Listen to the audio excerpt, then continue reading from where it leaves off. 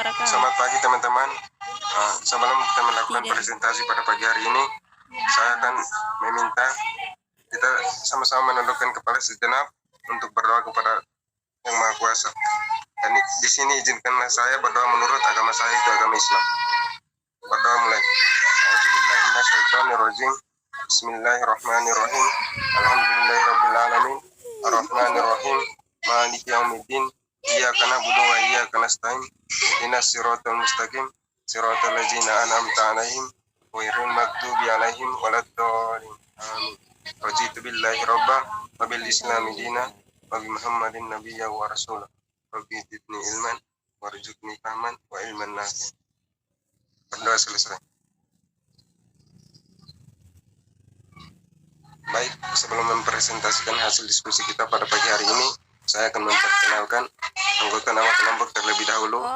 Yang pertama, saya sendiri atas nama Haidar Kamuis sebagai pelaku moderator. Yang kedua, atas nama Fiorenza Teresia Doi.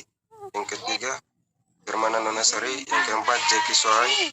Yang kelima, Maria Sarlin Balok. Yang keenam, Maria Ratu. Yang keenam, Margareta Stefnai. Baik, sebelum langsung saja kita ke soal pertama. Soal pertama yaitu kompetensi apa saja yang perlu dimiliki seorang konselor ditinjau dari peraturan materi Menteri Pendidikan Nasional Republik Indonesia nomor 27 tahun 2008. Soal kedua, jelaskan kondisi nyata profesi bimbingan konseling di Indonesia. Yang ketiga, identifikasi karakteristik pribadi konselor yang efektif. Baik, saya mempersilakan kepada teman-teman untuk menjawabnya. Terima kasih. Tapi tahu urus diri lagi tuh. Dulu lebaran jadi sekarang.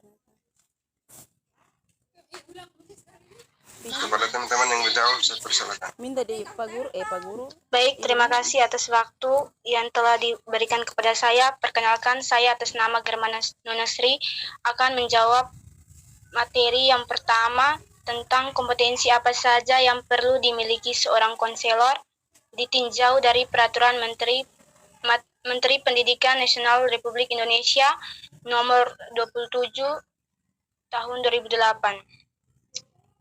yang berbunyi pada pasal 1, untuk dapat diangkat sebagai konselor seseorang wajib memenuhi standar kualifikasi akademik dan kompetensi konselor yang berlaku secara nasional, di mana konselor adalah pengampu pelayanan ahli bimbingan dan konseling, terutama dalam jalur pendidikan formal dan non-formal. Ekspektasi kinerja konselor dalam menyelenggarakan pelayanan ahli bimbingan dan konseling senantiasa digerakkan oleh motif altruistik, sikap empati, dan menghormati keberagaman, serta mengutamakan kepentingan konseling, dengan selalu mencermati dampak jangka panjang dari pelayanan yang diberikan. Yang teman satu keluar lulus polisi yang ini.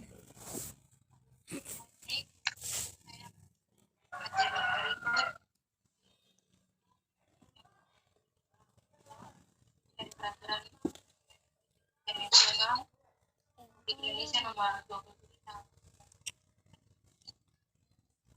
Pada pasal 2, penyelenggaraan pendidikan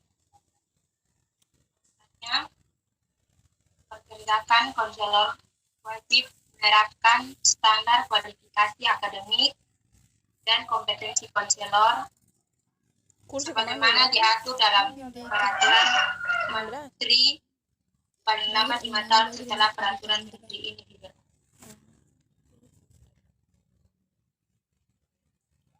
Baik, saya atas nama Maria Felicitas Ratu, saya akan jawab pertanyaan yang kedua tentang kondisi nyata profesi BK di Indonesia yang ditinjau dari kompetensi yang perlu dimiliki seorang konselor, yakni pengembangan profesi konselor di Indonesia sedang mengalami suatu kondisi yang ambigu.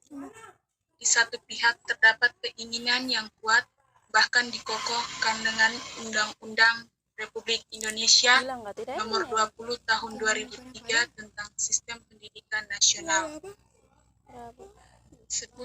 Sebutan konselor Iya, udah pelik banget. mencerminkan suatu keahlian yang lainnya seperti guru, tanong belajar, dan lain-lain.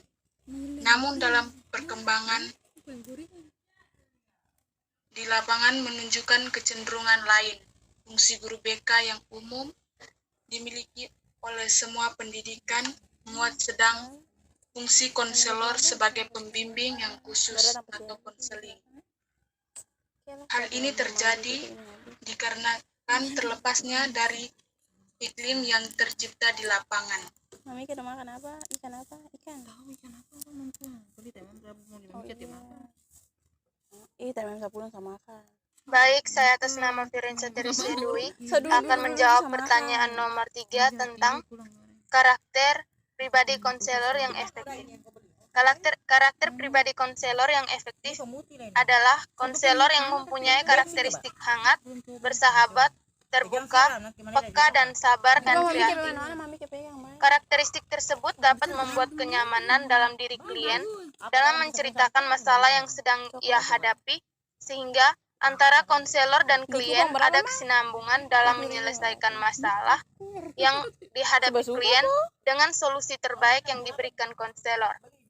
Contohnya, seorang klien ingin menceritakan masalah yang sedang ia hadapi kepada konselor.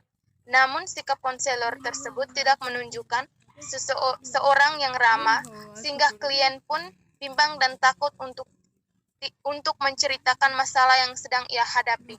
Sehingga sikap dan karakteristik yang efektif dari konselor sangatlah penting. Terima kasih. Baik, saya atas nama Margareta Igrencia Tipnai akan menjawab pertanyaan yang nomor 3. Karakteristik pribadi konselor yang efektif, yakni konselor yang bisa membangun hubungan yang baik dengan kliennya agar klien tersebut tidak merasa takut untuk menceritakan masalah yang dihadapinya. Contohnya, kasus tawuran antara pelajar.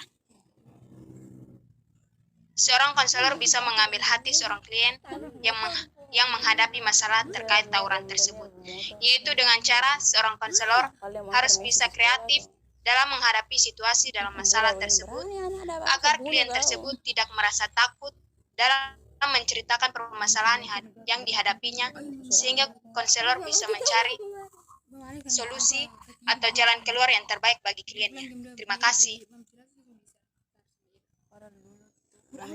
Baik, terima kasih kepada teman-teman kelompok yang telah menjawab ketiga pertanyaan tersebut. Sebelum kita akhiri presentasi kita pada pagi hari ini, saya akan minta tolong kepada teman-teman berdoa. Doa tutup.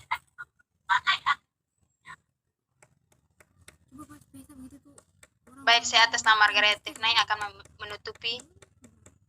berdoa untuk menutupi pertemuan kita pada hari ini. Marilah kita menghadap Tuhan dalam doa, dan izinkanlah saya memimpin doa ini menurut agama dan kepercayaan saya, yaitu agama Katolik. Marilah kita berdoa dalam nama Bapa dan Putra dan Roh Kudus. Amin. Bapa dalam kerajaan surga, segala puji dan syukur kami haturkan kehadirat-Mu atas perlindungan dan penyertaan yang Engkau telah berikan kepada kami dari presentasi kami hingga berakhir dengan baik. Sebentar lagi kami akan mengakhiri pertemuan ini, kiranya Engkau memberkati kami dari awal pertengahan hingga berakhir dengan baik. Semua doa dan harapan ini kami sampaikan kepadamu lewat perantaran Kristus Tuhan kami. Amin. Dalam nama Bapa, Putra dan Roh Kudus. Amin. Baik kalau mereka jaga. Baik, terima kasih kepada Kak Margareta. Iya, yang motor trail ngepuki dorang tuh. Mana Itu anak sekolah dong tuh sampai rogo-rogo di bisa balik minta situ. Dia bilang ada kasus apa yang sampai anak sekolah masuk? Nah, dong itu. Kalau sekedar jadi tabrak doang.